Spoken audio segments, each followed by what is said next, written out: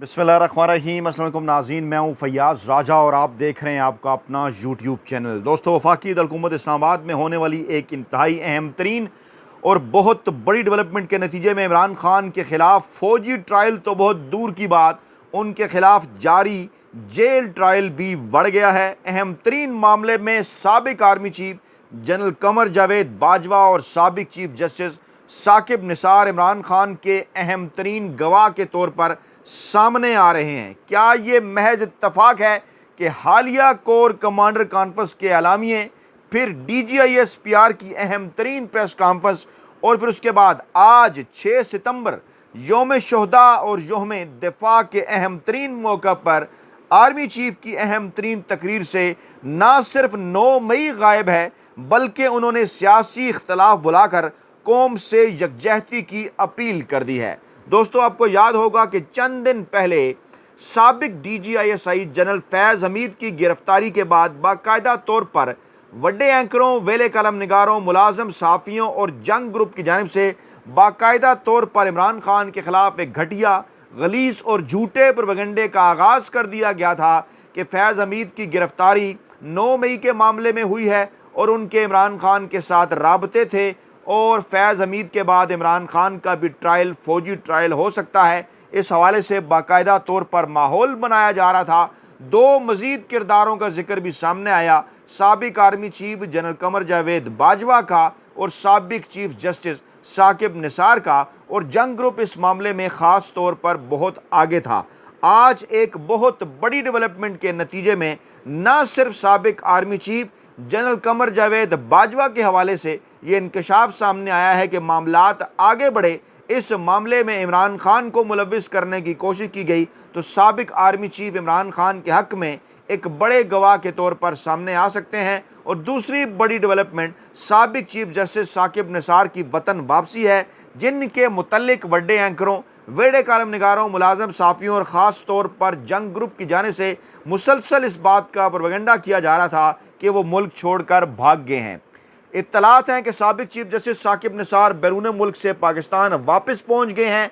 कोई परेशानी उन्हें नहीं है, खुशी के आसार उनके चेहरे पर नुमायां थे। और ये बात कहाँ से की जा रही है, इसकी तफसीलात में जाने से पहले वजाहत मैं कर दूँ, ज़रा तफसील के साथ आपके सामने बयान कर दूँ कि जनाब क्यास आराइयाँ थी कि साकिब निसार और साबिक DGISI जनरल फैज़ हमीद के साथ जो है वो उनके राब्तों की वजह से वो अपनी मुमकिन गिरफ्तारी को टालने के लिए पाकिस्तान छोड़कर जा चुके हैं।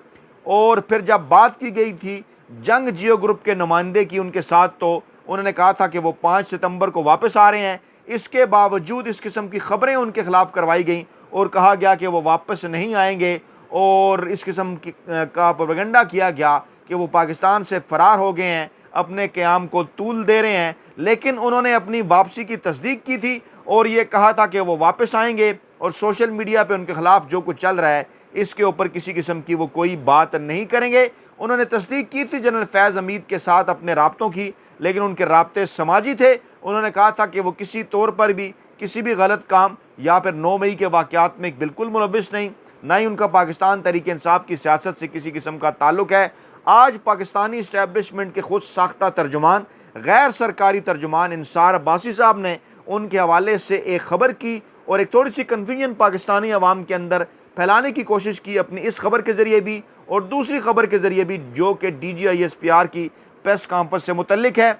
और बकौल उनकी इस खबर के साकिब निसार साहब ने कहा कि मेरा समाजी राब्ता था फैज़ हमीद से, मैंने वापस आना था, मैं वापस आया और उनके साथ मुलाकातें भी होती रही, सब कुछ था, लेकिन मेरा किसी किस्म का उनके साथ कोई सियासी ताल्लुक़ नहीं था। और फिर उन्होंने इस खबर का हवाला भी दिया जो कि वड्डे एंकरों, वेले कालम निगारों, मुलाजम साफ़ियों और जंग ग्रुप की जानिब से मीडिया के अंदर पाकिस्तानी अवाम को गलत तौर पर फीड की जाती रही कि उनकी वापसी पर उन्हें हिरासत में लिया जाएगा। लेकिन अब इंसार अब्बासी साहब भी ये दावा करते हुए नज़र आ रहे हैं कि जनाब ज़राए ने ऐसा कोई इशारा नहीं दिया कि हुकाम जो है वो साबिक चीफ जस्टिस को गिरफ़्तार करने का इरादा रखते हैं। दूसरी जानिब अपनी ही एक और ख़बर के अंदर उन्होंने DGISPR की प्रेस कॉन्फ्रेंस का जिक्र करते हुए कहा कि फ़ौजी तर्जुमान के बयान से इमरान खान की किस्मत पर सवालिया निशान लग गया है। हालांकि शदीद तरीन मायूसी का इजहार उन्होंने किया, क्योंकि प्रेस कॉन्फ्रेंस से ये बात वाज़ेह हो रही है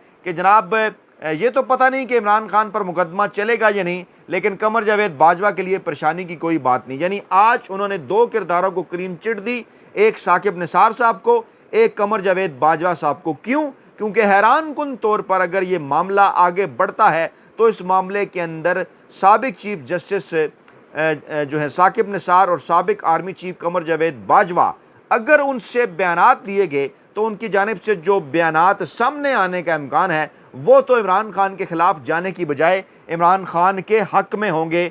और इंसार अब्बासी साहब इस बात के ऊपर बड़े मायूस हैं। उन्होंने कहा जनाब कि जब फ़ौजी तर्जुमान से इमरान खान के फ़ौजी ट्रायल का पूछा गया तो उन्होंने जनाब ना इसकी तस्दीक की ना तरदीद। इनकी बड़ी ख्वाहिश थी कि वो तस्दीक कर दें। अब तस्दीक या तरदीद किस तरह से की जा सकती है, जबकि कहा गया पाकिस्तान तहरीक इंसाफ के रहनुमाओं को जो खदशा था कि इमरान खान पर आर्मी एक्ट के तहत फ़ौजी अदालत में केस चलाया जा सकता है, कानूनी माहिरीन ये बात मानने के लिए तैयार नहीं है। एक मामले को ज़रा समझ लीजिए कि जो किसी भी फ़ौजी का ट्रायल है, जिसे जो है वो फील्ड कोर्ट मार्शल कहा जाता है, इसके अंदर जनाब तमाम तर जो मामला है वो आखिर में आर्मी चीफ साहब के पास जाता है। ब्रहम की अपील भी पहले उनके पास जाती है, उसके बाद फिर फ़ौज के सुप्रीम कमांडर जो हैं यानी सदर ममलकत, उनके पास मामला जाता है। दूसरी जानिब अगर किसी सिविलियन के ऊपर इस किस्म का केस चलाया जाए, वहाँ से कोई फ़ौजी अदालतों से फ़ैसला आ भी जाए, तो फिर ये मामलात हाई कोर्ट और उसके बाद सुप्रीम कोर्ट ऑफ पाकिस्तान की जानिब जाते हैं।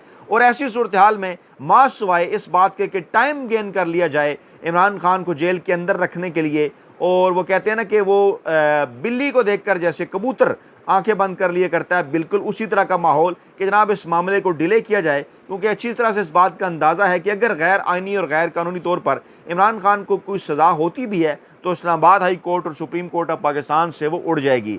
और फ़ौजी हुकाम को इस हवाले से कोई सबूत अभी तक नहीं मिला, ना ही इस हवाले से उन्होंने कोई तस्दीक की, जिसकी इंसार अब्बासी साहब को भी परेशानी है कि इमरान खान ने अपने किसी ज़ाती फ़ायदे के लिए जनरल फैज़ हमीद को इस्तेमाल किया या इमरान खान को फ़ौजी ट्रायल के लिए तहवील में लिया जा सकता है। और ख़ास तौर पर जब उनसे पूछा गया था तर्जुमान पाक फ़ौज से कि जनाब DGISI साहब फैज़ हमीद साहब के मतलब जो कुछ आप जिक्र कर रहे हैं, तो नवीद मुख्तार साहब उनके बास थे, कमर जावेद बाजवा साहब उनके बास थे।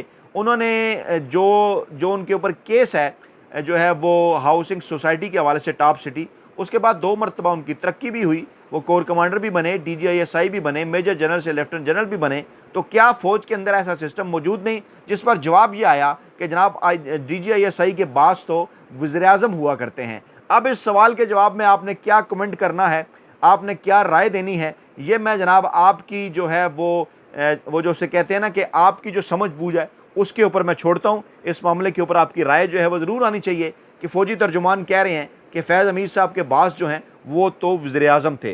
जनाब मामला ये है कि कहा उन्होंने जनाब के जो प्रेस रिलीज़ आई थी फ़ौज की जानिब से, उसमें ज़ाती मफादात मखसूस सियासी नासर के कहने पर आइनी और कानूनी हदूद से तजावुज़ था। लेकिन क्या ये सिर्फ रिटायरमेंट के बाद देखा जाना चाहिए? रिटायरमेंट के बाद तो फिर कुछ अरसा गुजरने के सियासत की इजाज़त है। तो वो अपनी दौर था जब वो रिटायर नहीं हुए थे, हाज़िर सर्विस थे, तो उस वक्त ये जो मामलात थे सियासी नासिर के साथ राब्ते, ख्वाजा आसिफ साहब तो तस्दीक कर चुके कि जनाब उनसे मुलाकातें होती रहीं इमरान खान की हुकूमत गिराने के हवाले से। तो क्या ये मामला उस तरफ को जाता हुआ नज़र नहीं आ रहा? जहाँ रिटायर जर्नलों की बात हो तो वहाँ पर कहा जाता है जनाब जनरल बाजवा और जनरल मुख्तार से मुतल्लिक सवाल के जवाब में वो कहते हैं कि केस में उन्हें मुलव्वस करने का कोई सबूत नहीं है, तो फिर इमरान खान को कैसे मुलव्वस किया जा सकता है? ये एक बहुत बड़ा सवाल है। अच्छा, दूसरी जानिब इमरान खान की स्टेटमेंट इंतहाई इम्पॉर्टेंट है, और जो स्टेटमेंट उन्होंने आज उस मौके पर दी जब वो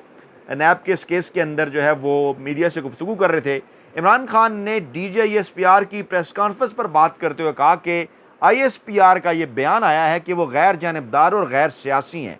अगर ये अब गैर सियासी हो चुके हैं तो ये मुल्क के लिए अच्छी बात है, लेकिन अगर ये कह रहे हैं कि ये पहले से गैर सियासी हैं तो इससे बड़ी गलत बयानी कोई नहीं होगी।